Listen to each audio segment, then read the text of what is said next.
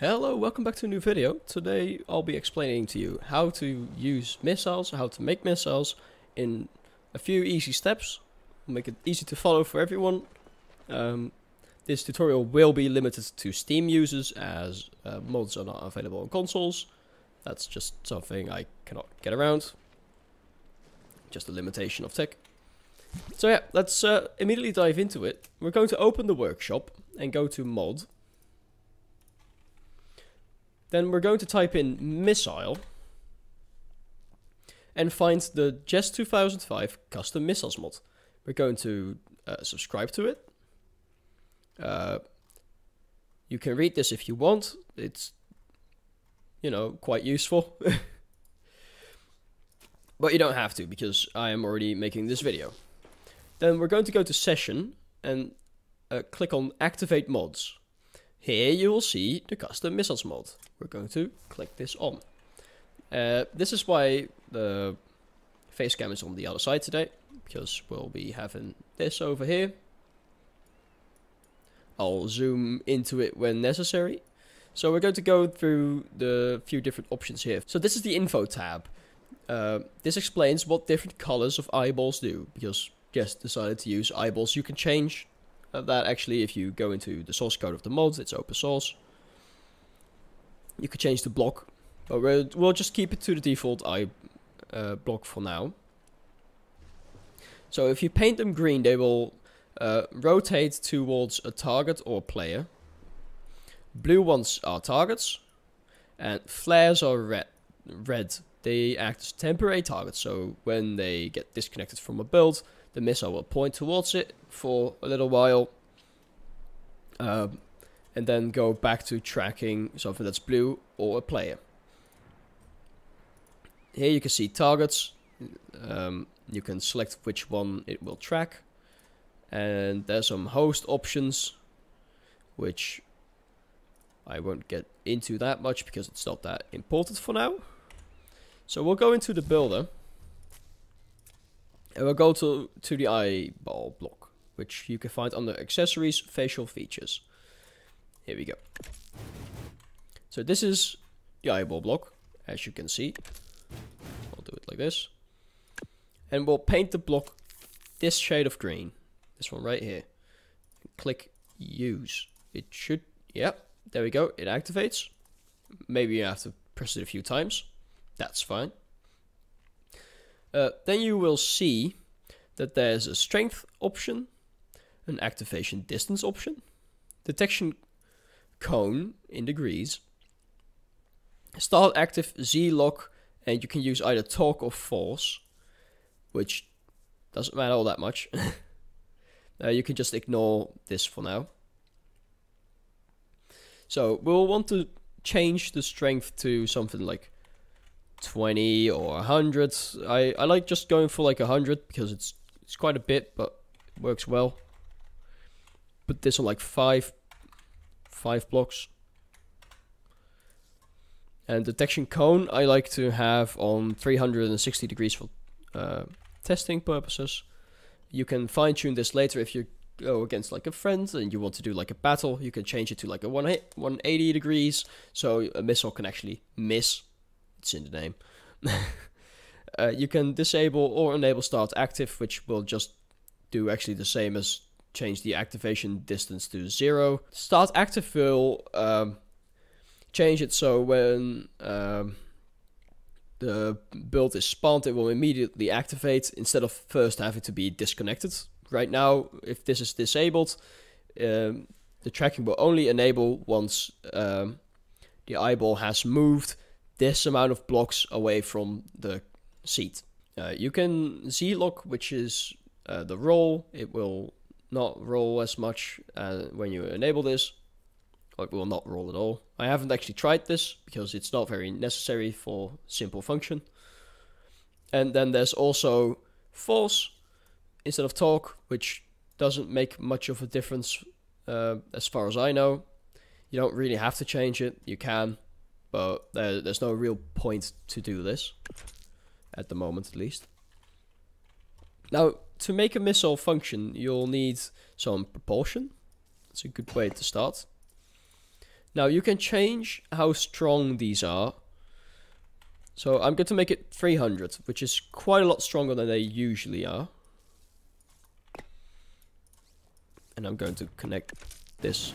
I'm going to add fins to this because it makes it work a lot better. It's less likely to overshoot the target when you have fins. More fins is actually better, so I'm going to go and try to use 2 sets of fins for once. I don't usually do this. You have to innovate a little bit. I'm going to put a piece of TNT on the front of it. And one in the middle. I'm going to turn this so that this will be connected to this. Now, this won't activate the rocket thruster quite yet. So, I'm actually going to delete this because we don't have room for it. I'm going to add an altitude sensor. You can use a different sensor if you don't want to start it active. I have an altitude sensor on minus 500 meters, so this will always be active. So it will instantly trigger the thruster into starting as soon as I spawn this outside of build mode. Now, what we can do is just spawn this, and this will immediately start tracking me. Which I don't want to do that yet. Yeah, it should be tracking me. It's a little too fast for its own tracking skills. The eye block is in the wrong position. Okay, the eye block has to be facing forward. That's very important. So now, as you can see, it's tracking me. So if we reconnect this, it should go and follow me around until it will explode eventually. There we go. There we go. It's flying after me. And it's pretty quick, as you can see. It has some problems aiming, and it destroyed itself. So that's a bit unfortunate. I have gotten it to work quite a lot better. I don't know whether it's the design or something. So I made a few more changes to the design. I added more TNT. Removed the distance sensor in the hopes that that will fix it from exploding too early. Now, those are all things that aren't a problem if the design is a little less crude than what I'm doing here, but this is just for demonstration purposes, so it doesn't really matter.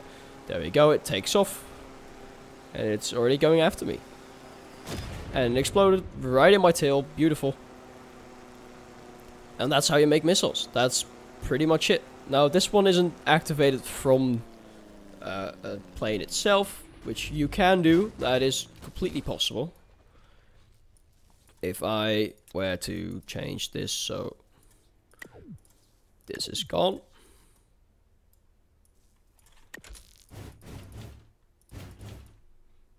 And put this under a wing, for example. Now I will need to change this altitude sensor to an XOR gate. And put this, for example, on E. Toggle this. We have to remove all controls from the missile itself.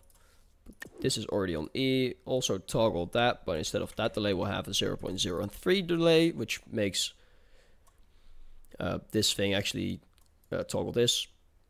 I don't know why it works like that, but it does. I did not decide on this. I'm not going to copy it over to the other wing for now. I could though. That's completely possible. You'll have to change a few things. Now, our drag is a little lopsided. If I press E, that thing will immediately start tracking, but because I haven't changed the delay on the thrust, it's going to fall down. That's because I'm stupid, and I forgot to actually change it. Here we go. That delay will be 0. Though I could change that delay to be 1 second or anything, so it drops down and then starts flying. All kinds of possibilities there. Do what your heart desires, I guess. So I'm going to release this missile now, and it's going to immediately track and fly into me, of course. And that's how that works. Beautiful explosion. It tracks me because there isn't any other things to track. To change it tracking you, you can go here, go to targets, and do other players. So now it will, if I press E, it will just go in a straight line because it doesn't have anything to track. That's going to be it. Thanks for watching, and I'll see you guys in the next video. Goodbye.